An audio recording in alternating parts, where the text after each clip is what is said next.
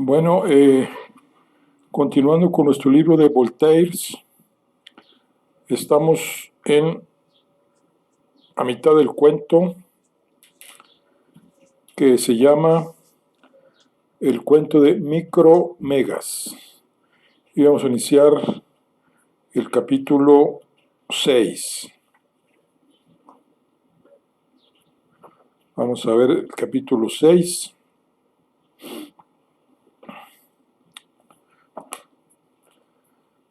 Lo que les pasó con los hombres.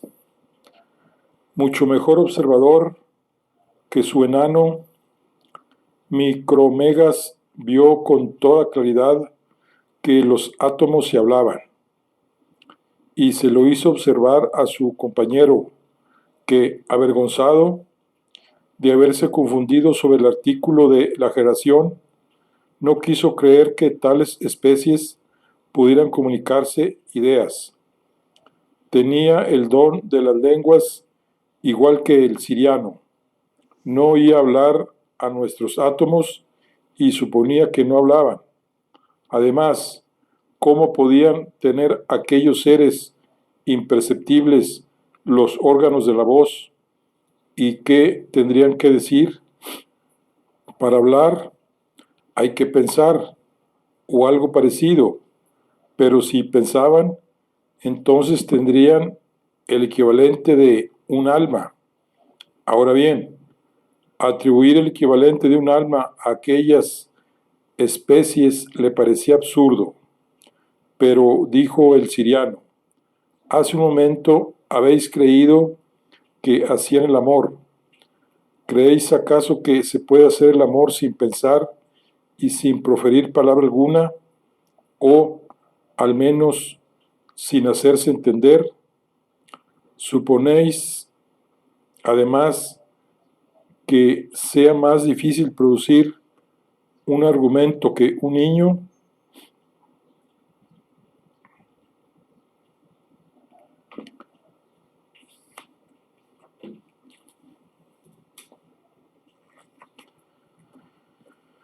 Por lo que a mí se refiere, tanto lo uno como lo otro me parecen grandes misterios.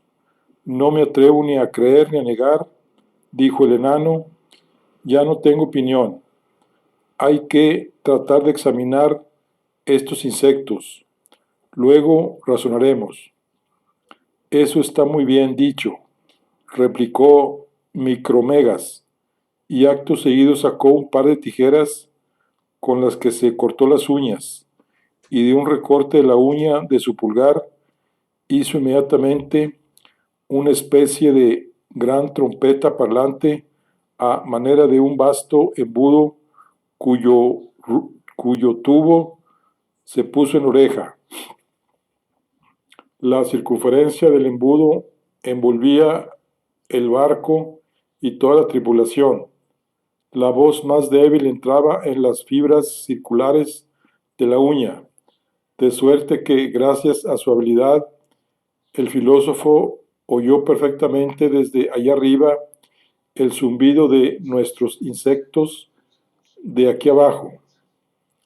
En unas pocas horas consiguió distinguir las palabras y por fin entender el francés. El enano hizo otro tanto, aunque con más dificultades. El asombro de los viajeros aumentaba cada instante. Oían a unas polillas hablar con bastante buen sentido. Este juego de la naturaleza les parecía inexplicable. No os costará creer que el siriano y su enano ardían de impaciencia por trabar conversación con los átomos, pero temían que su voz de trueno, sobre todo la de Micromegas, ensordeciera a las polillas sin ser entendida. Había que disminuir su fuerza. Se pusieron en la boca una especie de palillos cuyos extremos muy afilados llegaban a tocar el navío. El siriano tenía al enano sobre sus rodillas y el navío con la tripulación sobre una uña. Agachaba la cabeza y hablaba en voz baja. Por fin, después de todas estas precauciones y de muchas otras más, comenzó así su discurso. Insectos invisibles, que la mano del Creador se ha complacido en dar a la luz en el abismo de lo infinitamente pequeño, yo le agradezco que se haya dignado descubrirme unos secretos que parecían impenetrables. Quizá no se dignarían miraros en mi corte, pero yo no desprecio a nadie y os ofrezco mi protección. Si alguna vez hubo alguien sorprendido, fueron las gentes que oyeron tales palabras. No podían adivinar de dónde partían. El capellán del barco recitó las plegarias de los exorcismos. Los marineros soltaron juramentos y los filósofos del barco elaboraron un sistema, pero por más sistema que hiciesen, nunca pudieron adivinar quién les hablaba.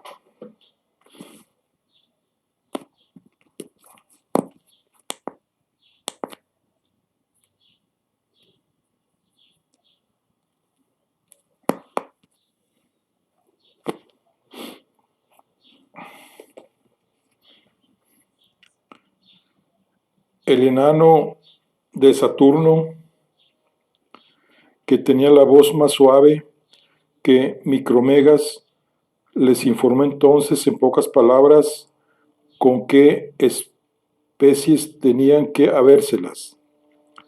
Les contó el viaje de Saturno, les puso al corriente de quién era el señor Micromegas y después de haberlos compadecido por ser tan pequeños, les preguntó si siempre se habían encontrado en aquel miserable estado tan cercano al aniquilamiento, que hacían en un globo que parecía pertenecer a las ballenas, si eran felices, si se multiplicaban, si tenían un alma y otras 100 preguntas de esa naturaleza.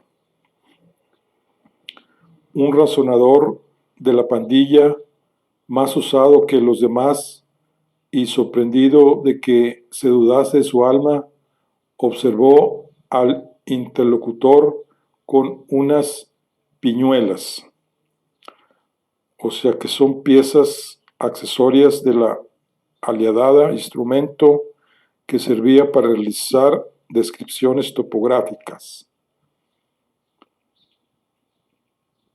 Apuntada sobre un cuarto de círculo, hizo 2 descansos y al tercero habló así: ¿creéis entonces, Señor, que porque vos tengáis 1000 toesas de la cabeza a los pies, soy un 1000 toesas? Exclamó el enano. Justo cielo, ¿cómo puedes saber mi altura? 1000 toesas. No se equivoca ni en una pulgada. ¿Cómo ese átomo me ha medido? Es geómetra, conoce mi tamaño, y yo que solo lo veo a través de un microscopio, no conozco todavía el suyo. Si os he medido, dijo el físico, y mediré también a vuestro gran compañero. La proporción fue aceptada. Su excelencia se tendió a lo largo porque de haberse mantenido de pie, su cabeza habría quedado muy por encima de las nubes. Nuestros filósofos le plantaron un gran árbol de un lugar que el doctor Swift nombraría. O sea, esto es en los viajes de Gulliver. De Swift había aparecido en 1726. Bueno, el doctor Swift nombraría, pero que yo me guardaré mucho de llamar por su nombre, debido a mi gran respeto por las damas. Luego, mediante una serie de triángulos unidos, concluyeron que lo que veían era en efecto un joven de 120,000 pies de rey. Entonces Micromegas pronunció estas palabras: veo más que nunca que no hay que juzgar nada por su tamaño aparente. Oh Dios, que habéis dado una inteligencia a sustancias que parecen tan despreciables, lo infinitamente pequeño os cuesta tan poco como lo infinitamente grande, y si es posible que haya seres más pequeños que estos, aún pueden tener un espíritu superior a los de esos soberbios animales que he visto en el cielo, cuyo solo pie cubriría el globo del que yo he descendido. Uno de los filósofos le respondió que con toda seguridad podía creer que hay en efecto seres inteligentes mucho más pequeños que el hombre. Le contó no todo lo que Virgilio dijo de fabuloso sobre las abejas, sino lo que Swammerdam ha descubierto y lo que Reau Moore ha disecado. Ahora Voltaire alude sucesivamente a Virgilio.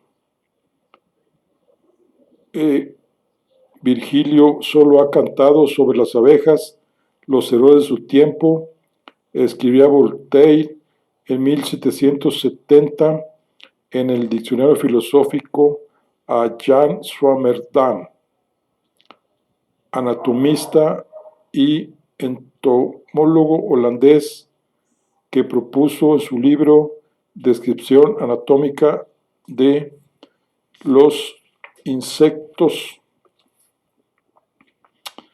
efímeros, clasificar los insectos por su tipo de metamorfosis, y realizó además importantes investigaciones sobre el desarrollo comparativo de las plantas y de los animales, demostrando que las metamorfosis que se observan en ciertas especies son una evolución preexistente en el germen. Y por último, a René Antonier Verschaultz de Reaumur, 1683-1775, físico y naturalista francés, llamado el Plinio del siglo XVIII, inventor de la escala termométrica que lleva su nombre. Trabajó en muchos campos, desde la porcelana a los insectos. Realizó, por ejemplo, los primeros ensayos para la incubación de las aves e inventó un procedimiento para producir acero partiendo del hierro. Sus memorias Power servir a la historia de insectos interesaron vivamente a Voltaire. Esto fue lo que hacía Voltaire.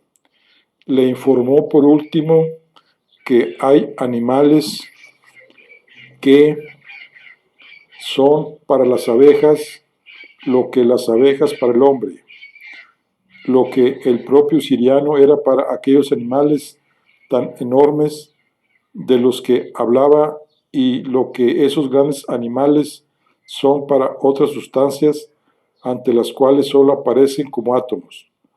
Poco a poco la conversación se volvió interesante y Micromegas habló así. Capítulo 7. Conversación con el hombre. Oh, átomos inteligentes, en quienes el Ser Eterno se ha complacido en manifestar su destreza y poder. Sin duda debéis gustar de alegrías muy puras en vuestro globo, porque teniendo tan poca materia y pareciendo todo espíritu, debéis pasar vuestra vida amando y pensando que es la verdadera vida de los espíritus. No he visto a ninguna parte la verdadera felicidad, pero sin duda está aquí. A estas palabras, todos los filósofos movieron la cabeza y uno de ellos, más sincero que los demás, confesó de buena fe que, si se exceptúa un pequeño número de habitantes muy poco considerados, todo el resto es una reunión de locos, de malvados y de infortunados. Tenemos más materia de la que necesitamos para hacer mucho mal, dijo, si el mal viene de la materia, y demasiado espíritu si el mal viene del espíritu. Sabéis, por ejemplo, que en el momento en que os hablo hay 100,000 locos de nuestra especie cubiertos con sombreros que matan a otros 100,000 animales cubiertos con turbantes. Esto Voltaire lo hace alusión a la guerra entre turcos por un lado y rusos y austriacos por otro, con Crimea como envite en 1736-1739, o que son matados por estos y que por eso casi toda la tierra se hace así desde tiempos inmemoriales. El siriano se estremeció y preguntó cuál podía ser el motivo de esas horribles querellas entre animales tan frágiles. Se trata, dijo el filósofo, de algunos montones de barro del tamaño de vuestro talón.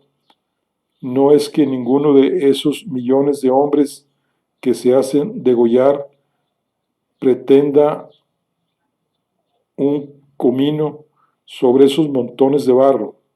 Solo se trata de saber si pertenecerá a cierto hombre que se llama sultán o a otro que se llama no sé, porque César.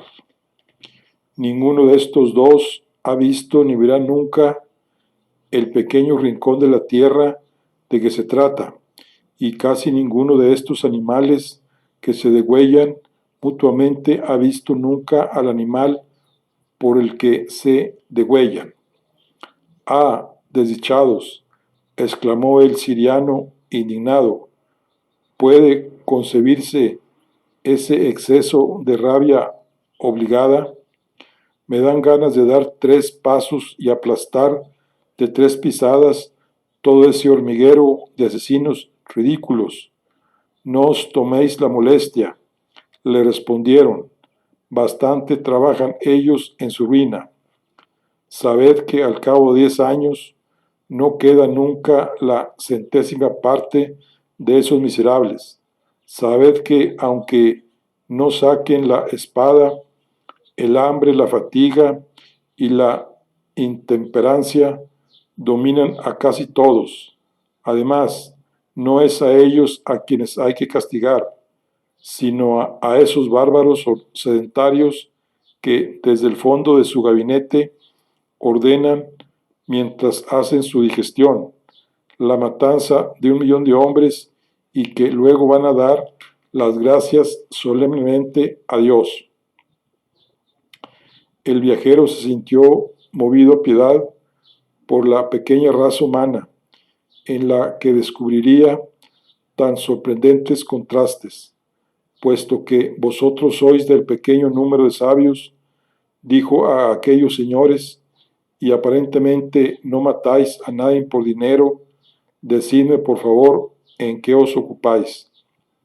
Disecamos moscas, dijo el filósofo, medimos líneas, reunimos números, estamos de acuerdo en 2 o 3 puntos que entendemos y disputamos sobre 2 o 3,000 que no entendemos. En ese momento el siriano y el saturniano se les ocurrió la fantasía de interrogar a aquellos átomos pensantes para saber las cosas en que estaban de acuerdo. ¿Qué espacio contáis? Dijo, desde la estrella de la canícula a la gran estrella de Géminis. Todos respondieron a la vez, 32 grados y medio. ¿Cuánto medís de aquí a la luna? 60 diámetros y medio de la Tierra, en números redondos. ¿Cuánto pesa vuestro aire? Creía que iba a pillarlos, pero todos le dijeron que el aire pesa aproximadamente 900 veces menos que un volumen igual del agua más ligera y 1900 veces menos que el oro de ducado. El pequeño enano de Saturno, asombrado por sus respuestas, estuvo tentado de tomar por brujos a aquellas mismas gentes a las que un cuarto de hora antes había negado un alma. Finalmente, Micromegas les dijo, puesto que sabéis también lo que está fuera de vosotros, sin duda sabréis mejor lo que está adentro. Decidme lo que es vuestra alma y cómo formáis vuestras ideas. Los filósofos hablaron todos a la vez, como antes, pero todos fueron de opiniones diferentes. El más viejo citaba a Aristóteles, el otro pronunciaba el nombre de Descartes, este el de Malebranche, aquel otro al de Leibniz, otro más el de Locke. Un viejo peripatético dijo en voz alta, lleno de confianza, el alma es una entelequía y una razón por la que tiene el poder de ser lo que es. Es lo que declara expresamente Aristóteles. Esto de Aristóteles acerca del alma dice que figura efectivamente en las páginas de su libro 633, donde dice que fue reeditado 10 años más tarde. Los términos griegos dice que una entelequía son el inicio de la frase, una entelequía es también la razón de aquel que tiene el poder de ser tal. Esto lo dice Aristóteles, página 633 de la edición de Louvre, Evangelios, etc. No entiendo demasiado bien el griego, dijo el gigante. Ni yo tampoco, dijo la polilla filosófica. Entonces continuó el siriano. ¿Por qué citáis a un tal Aristóteles en griego? Es que hay que citar lo que no se comprende en absoluto en la lengua que menos se entiende, replicó el sabio. El cartesiano tomó la palabra y dijo, el alma es un espíritu puro que recibió en el vientre de su madre todas las ideas metafísicas y que al salir de ahí es obligada a ir a la escuela y aprender de nuevo todo lo que también ha sabido y que ya no sabrá más. Entonces no merecía la pena, respondió el animal de 8 leguas, que tu alma fuera tan sabia en el vientre de tu madre para ser tan ignorante cuando tuvieses barba en el mentón. Pero, ¿qué entiendes por espíritu? ¿Qué me preguntáis con eso? Dijo el razonador, no tengo ni idea. Se dice que no es la materia, pero sabes al menos que no es la materia. Muy bien, respondió el hombre. Por ejemplo, esta piedra es gris y de una forma determinada. Tiene 3 dimensiones. es pesada y divisible. Y bien, dijo el siriano, esta cosa que te parece ser divisible, pesada y gris, ¿me dirías lo que es? Veo algunos atributos, pero ¿conoces el fondo de la cosa? No, dijo el otro. Entonces no sabes lo que es la materia. En este caso, Voltaire dice que la defensa de Locke contra los novelistas del alma reaparecerá durante casi 3 décadas en muchos de los textos de Voltaire, desde las cartas filosóficas hasta el filósofo ignorante en 1766. Lo mismo ocurre con la crítica de Malebranche, citada más abajo. En una carta filosófica arremete Voltaire contra sus ilusiones sublimes, lo cual, no obstante, para que con el tiempo las adopte parcialmente, por ejemplo, en el ingenuo. En este punto, dirigiendo la palabra a otro sabio que tenía en su pulgar, Micromegas le preguntó qué era su alma y qué hacía esa alma. Nada de nada, respondió el filósofo malebranchista, es Dios quien hace todo por mí. Yo veo todo en Él, hago todo en Él. Es Él quien hace todo sin que yo intervenga. Eso supone no ser, continuó el sabio de Sirio. Si tú, amigo mío, le dijo a un leibniziano que ahí estaba, ¿qué es tu alma? Es, respondió el leibniziano, una aguja que señala las horas mientras mi cuerpo da las campanadas. O bien, si preferís, es ella la que da las campanadas mientras mi cuerpo señala la hora. O bien, mi alma es el espejo del universo y mi cuerpo es el borde del espejo. Eso está claro.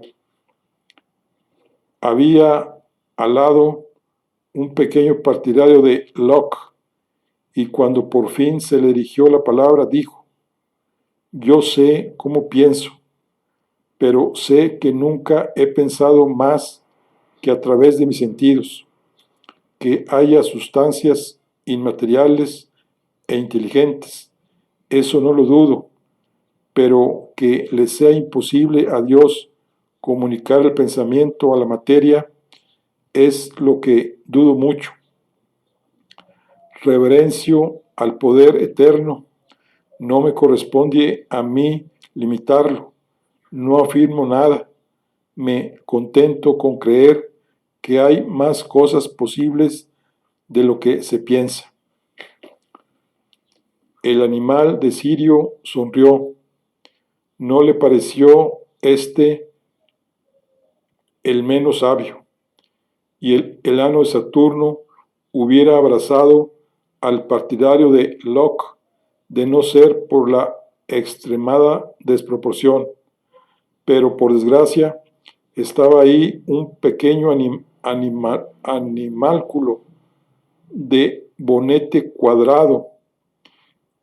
Este bonete cuadrado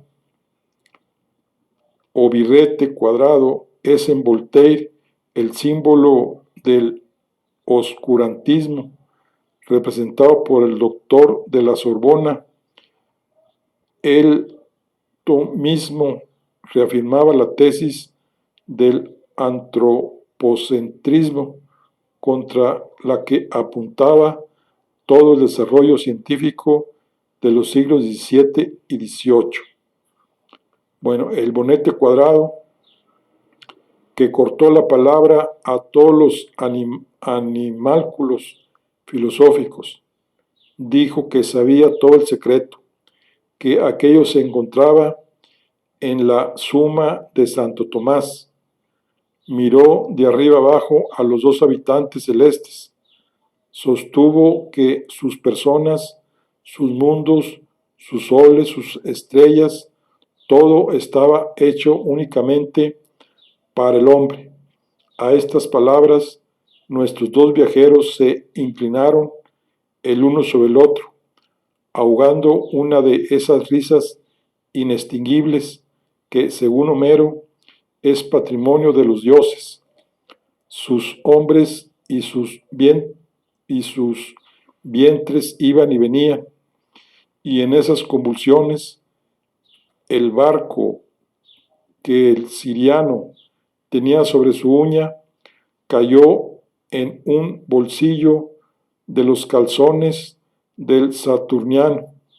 Durante mucho tiempo estas dos buenas gentes lo buscaron. Por fin encontraron la tripulación y volvieron a ponerla cuidadosamente en su sitio. El siriano recogió las pequeñas polillas,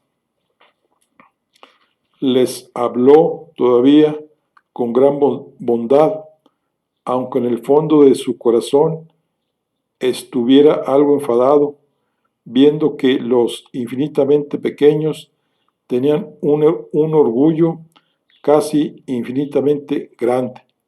Les prometió hacerles un hermoso libro de filosofía, escrito muy detalladamente para su uso, y que en ese libro venían el propósito de las cosas. Y en efecto, antes de su partida, les dio ese volumen. Lo llevaron a París, a la Academia de Ciencias, pero cuando el secretario lo hubo abierto, lo único que vio fue solo un libro completamente blanco. Ah, dijo, me lo estaba temiendo. El libro del destino, cuyos caracteres consigue distinguir, pero no descifrar, un protagonista de otro cuento del Zadig. Bueno, aquí concluye el cuento, el primer cuento de El Micromegas. Vamos a ver ahora otro cuento.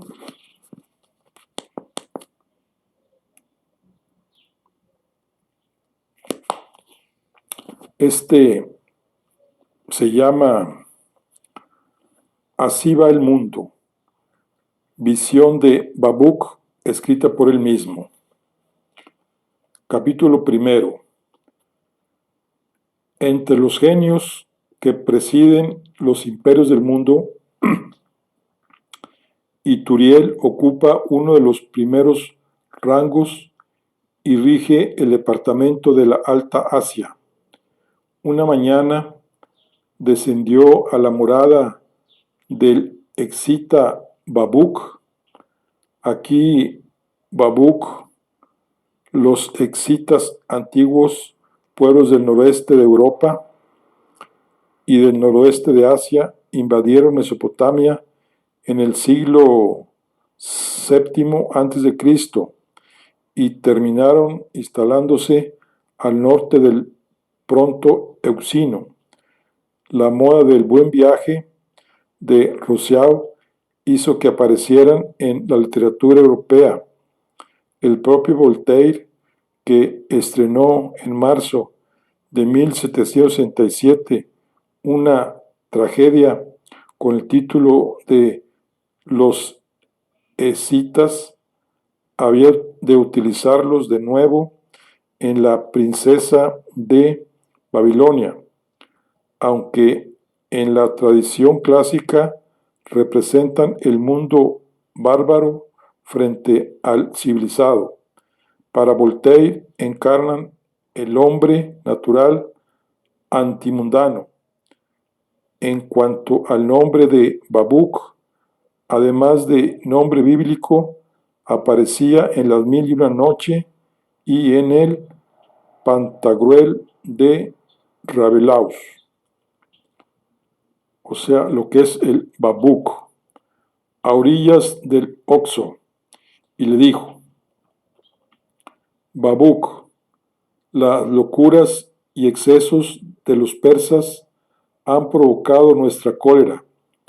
Ayer se celebró una asamblea de genios de la Alta Asia para saber si habíamos de castigar a Persépolis o si habíamos de destruirla.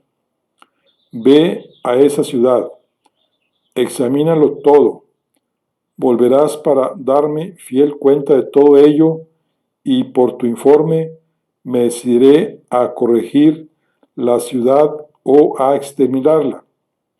Pero, señor, dijo humildemente Babuc, nunca he estado en Persia, no conozco ahí a nadie.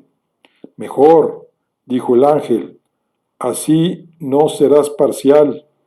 Del cielo has recibido el discernimiento y yo le añado el don de inspirar confianza. Ve, mira, escucha, observa y no temas nada. En todas partes serás bien recibido. Babuc montó en su camello y partió con su sirviente.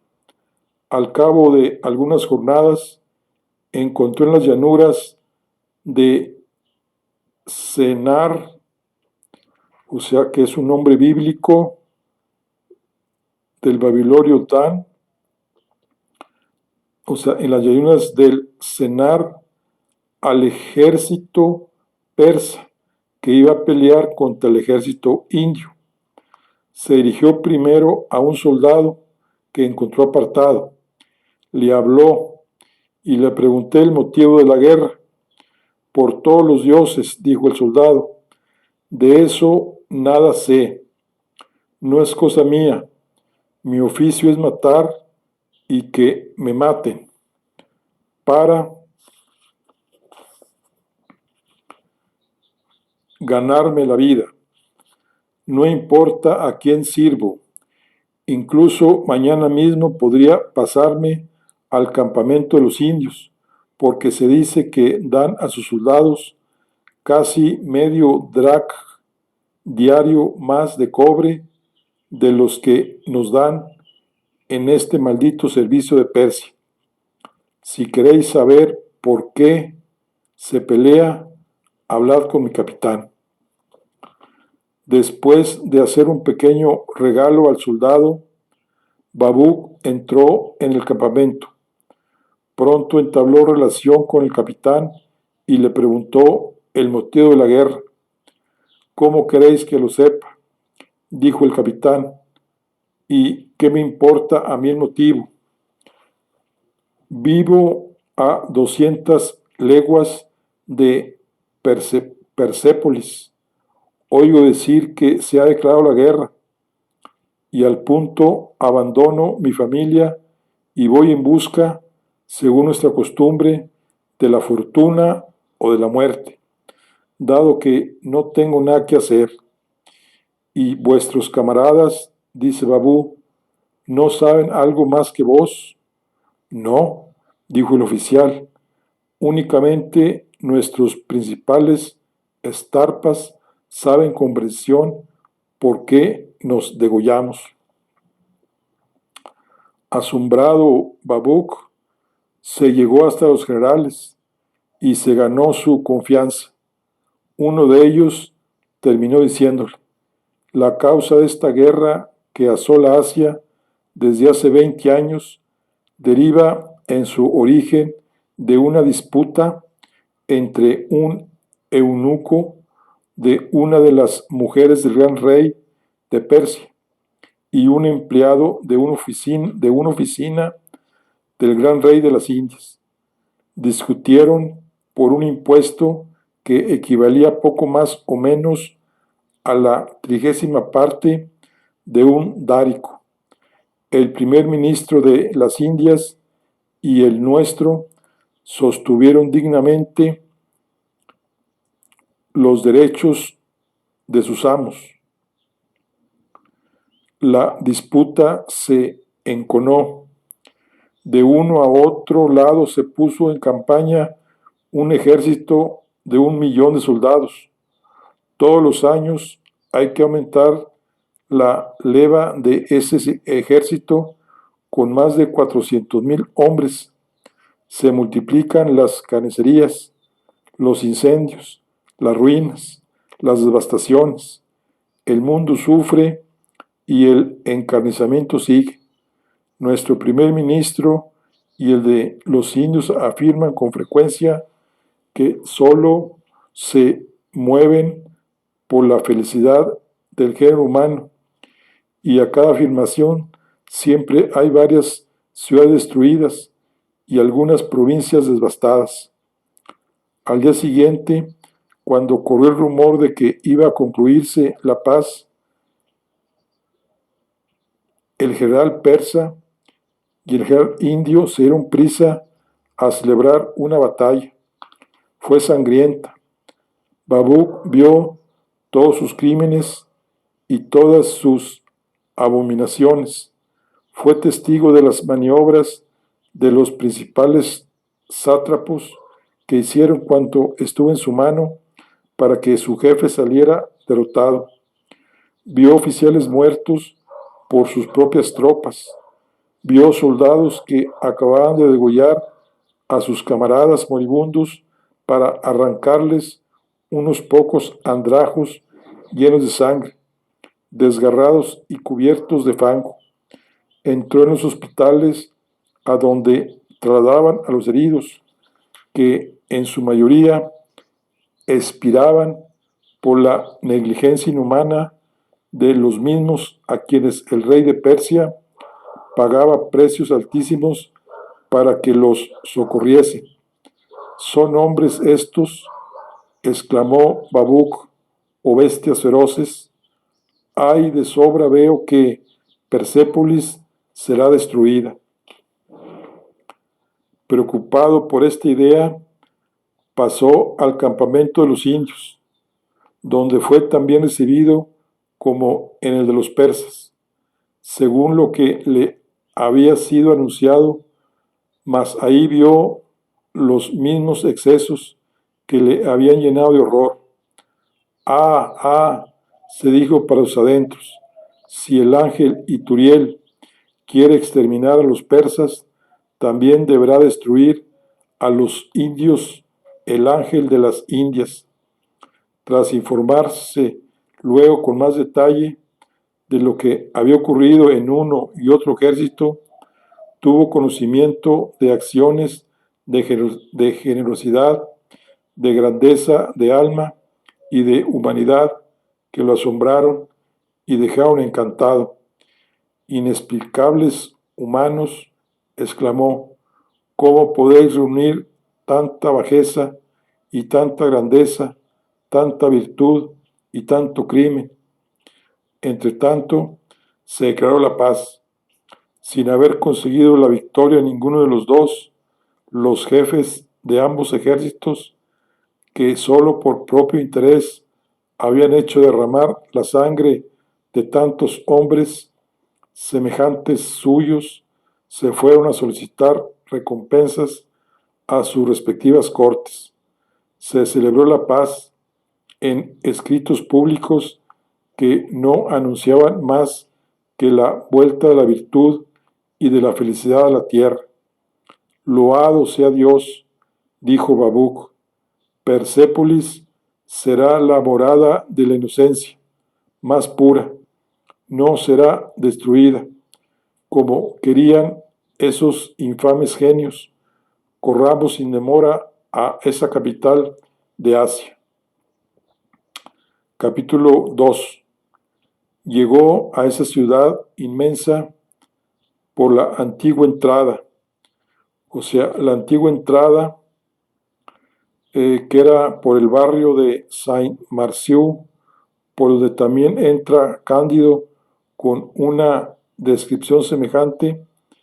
El mismo sentimiento despectivo merece a Rousseau esa puerta de entrada en París, quien califica sus calles de sucias y apestosas, con aire fétido, casuchas negras y pobreza.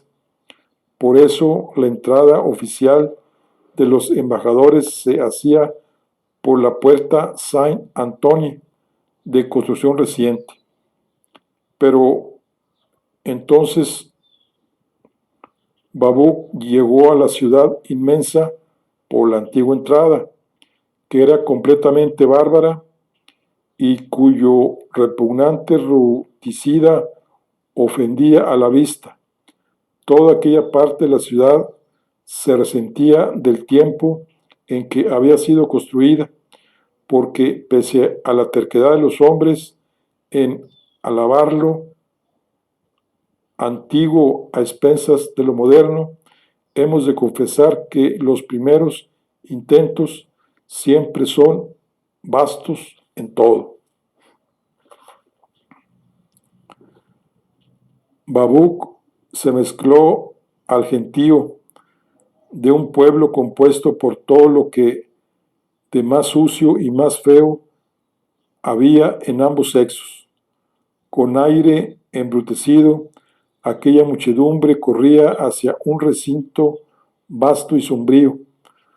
Por el continuo zumbido, por el movimiento que observó, por el dinero que algunas personas daban a otras para tener derecho a sentarse, creyó estar en un mercado donde se vendían sillas de paja, pero muy pronto, viendo que varias mujeres se ponían de rodillas, fingiendo mirar fijamente hacia adelante y mirando a los hombres de soslayo, se dio cuenta de que estaba en un templo.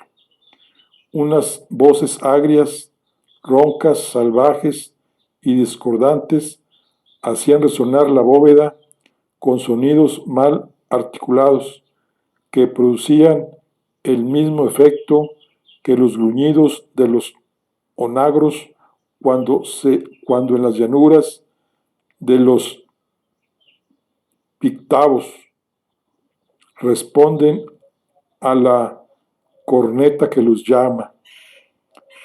O sea, Voltaire nombra a los poitevines, habitantes de la región francesa del Point o Poitiers. Se tapaba las orejas, más pronto quiso taparse también los ojos y la nariz cuando vio entrar en aquel templo a unos obreros con picos y palas.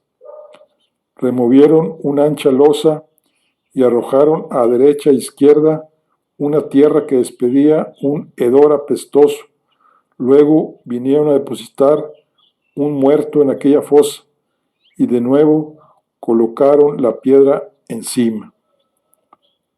O sea que en el siglo XVII, XVIII, aún se practicaba la inhumación en las iglesias pese a las quejas de cirujanos, de magistrados y de la propia iglesia. Solo a finales del siglo empezaron a realizarse los cementerios fuera de la ciudad. Vaya, exclamó Babuk, estos pueblos entierran a sus muertos en los mismos sitios donde adoran a la divinidad. Vaya, sus templos están empedrados de cadáveres. Ya no me extrañan esas enfermedades pestilentes que afligen a menudo a Persépolis. La podredumbre de los muertos y la de tantos vivos juntos y hacinados en el mismo lugar es capaz de envenenar al globo terrestre. Ah, qué ciudad tan infame es Persépolis. Sin duda los ángeles quieren destruirla para edificar otra más bella y poblarla de habitantes menos sucios y que canten mejor. La providencia puede tener sus razones. Dejémosla actuar. Capítulo 3. Mientras tanto, el sol se acercaba desde lo alto de su carrera. Babuk debía de ir a comer al otro extremo de la ciudad, a casa de una dama para la cual su marido, oficial del ejército, le había dado unas cartas. Antes dio varias vueltas por Persépolis, Vio otros templos mejor edificados y mejor adornados, concurridos por gente más selecta, en los que resonaba una música armoniosa. Vio fuentes públicas que, aunque mal situadas, sorprendían la vista por su belleza.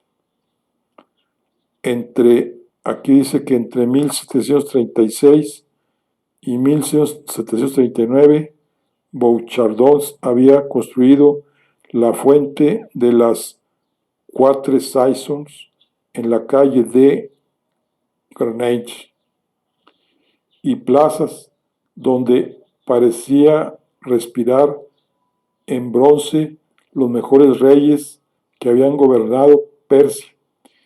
En otras plazas oía al pueblo exclamar: ¿cuándo veremos aquí al dueño que amamos? Admiró los magníficos puentes elevados sobre el río, los soberbios y cómodos muelles, los palacios construidos a derecha e izquierda, una casa inmensa donde millares de viejos soldados heridos y vencedores todos los días daban gracias al Dios de los ejércitos. En el edificio de los inválidos. Finalmente entró en casa de la dama que lo esperaba para comer, en compañía de varias personas de calidad. La mansión estaba limpia y llena de adornos. La comida era deliciosa. La dama, joven, bella, ingeniosa y atractiva, y sus acompañantes dignos de ella, y en todo momento Babuk se decía a sí mismo: el ángel Ituriel se burla del mundo cuando quiere destruir una ciudad tan encantadora. Capítulo cuarto. Sin embargo, advirtió que la dama, que había empezado por pedirle amorosamente noticias de su marido, hablaba más amorosamente todavía al final de la comida con un joven mago, o sea, es decir, un joven abate, ser indefinible que no es ni eclesiástico ni seglar, en una palabra, lo que se llama un abate, especie desconocida en Inglaterra. Cuando los ingleses se enteran de que en Francia jóvenes conocidos por sus depravaciones y elevados a la prelatora por intrigas de mujeres, hacen públicamente la corte, se divierten componiendo canciones tiernas, dan todos los días comidas delicadas y largas, y de ahí van a implorar las luces del Espíritu Santo, y se nombran audazmente sucesores de los apóstoles, dan gracias a Dios por ser protestantes. Ese es el joven mago. Vio a un magistrado que, en presencia de su mujer, acariciaba sin disimulo a una viuda, mientras esta viuda, indulgente, pasaba una mano por el hombro del magistrado y tendía la otra a un joven ciudadano muy guapo y muy modesto. La mujer del magistrado fue la primera en levantarse de la mesa para ir a un gabinete cercano y ahí hablar con su director espiritual, que se había retrasado y al que había esperado para comer. Y el director espiritual, hombre elocuente, habló con ella en aquel gabinete con tanta vehemencia y unción que, cuando regresó la dama, tenía los ojos húmedos, las mejillas encendidas, el paso poco seguro y la voz temblorosa.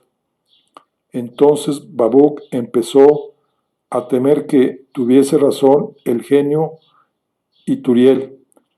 El don que poseía de granjearse la confianza le hizo conocer ese mismo día los secretos de la dama, que le confesó su inclinación por el joven mago y le aseguró que en todas las casas de Persépolis encontraría lo mismo que había visto en la suya. Babuc llegó a la conclusión de que una sociedad así no podía subsistir, de que los celos, la discordia y la venganza debían llevar la aflicción a todos los hogares, de que las lágrimas y la sangre debían correr a diario, de que a buen seguro los maridos matarían a los galanes de sus mujeres o serían muertos por ellos, y por último, de que Ituriel hacía muy bien destruyendo de una vez una ciudad entregada a continuos desórdenes. Capítulo 5.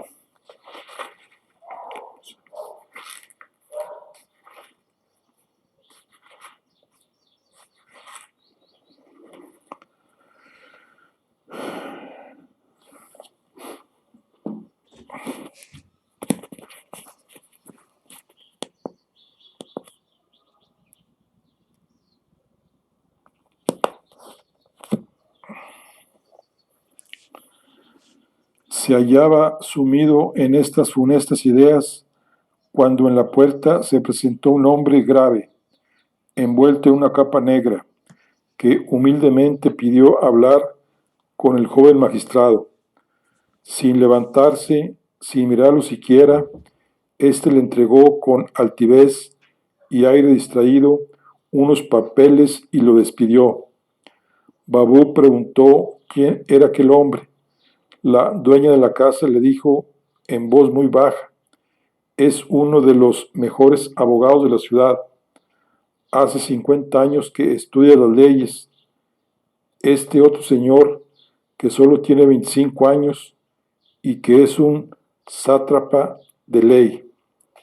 O sea, esto quiere decir que es un consejero del Parlamento, que como otras personalidades influyentes era motejado con el nombre de sátrapa. Dice, desde hace 2 días le encarga el extracto de un proceso que debe juzgar y que todavía no ha examinado. Este joven atolondrado obra con prudencia, dijo Babuc, pidiendo consejo a un anciano. Pero, ¿por qué no es este viejo el juez? ¿Estáis de broma?, le dijeron. Los que han echado canas en puestos laboriosos y subalternos nunca terminan alcanzando las dignidades. Este joven tiene un gran cargo porque su padre es rico y porque el derecho a hacer justicia se compra como un cortijo. ¡Oh, costumbres! ¡Oh, desventurada ciudad!, exclamó Babuc. He ahí el colmo del desorden. Quienes así han comprado el derecho a juzgar, venden sin duda sus juicios. Aquí no veo más que abismos de iniquidad. Cuando de esta suerte subraya su dolor y su sorpresa, un joven guerrero que había vuelto del ejército ese mismo día le dijo: ¿por qué no queréis que se compren los empleos de la toga? Yo mismo he comprado el derecho a enfrentarme a la muerte al frente de los 2000 hombres que mando. Este año me ha costado 40.000 dáricos de oro el derecho a dormir sobre el suelo 30 noches seguidas en casaca roja y recibir luego 2 buenas heridas de flecha de las que todavía me resiento. Si me arruino por servir al emperador persa, a quien nunca he visto, bien puede el señor sátrape togado pagar algo por tener el placer de dar audiencia a los litigantes. Indignado, Babuk no pudo dejar de condenar dentro de su corazón a un país donde se subastaban las dignidades de la paz y de la guerra. Con cierta ligereza, llegó a la conclusión de que debían ignorarse por completo la guerra y las leyes, y que en caso de que Ituriel no exterminase aquellos pueblos, ellos perecerían por sí mismos debido a su detestable administración. Su mala opinión aumentó incluso con la llegada de un hombre gordo que, tras saludar con gran familiaridad a todos los reunidos, se acercó al joven oficial y le dijo: «Solo puedo prestaros 50,000 dáricos de oro, porque en realidad las aduanas del imperio no me han producido este año más que 300,000». Babuk se informó sobre quién era aquel hombre que se quejaba de ganar tan poco. Supo que en Persópolis había 40 reyes plebeyos que tenían en arriendo el imperio de Persia y que pagaban al monarca algo de esa renta. Aquí Voltaire hace alusión a al género femenino, nombre que recibían los recaudadores de impuestos bajo el antiguo régimen y que compraban el derecho a cobrar los impuestos en nombre del rey. Bueno, estamos aquí en el cuento de Así va el mundo. Aquí nos quedamos, terminamos el capítulo 5. Aquí concluimos la charla del día de hoy. Nos vemos en la conclusión de este cuento en la próxima. Hasta luego.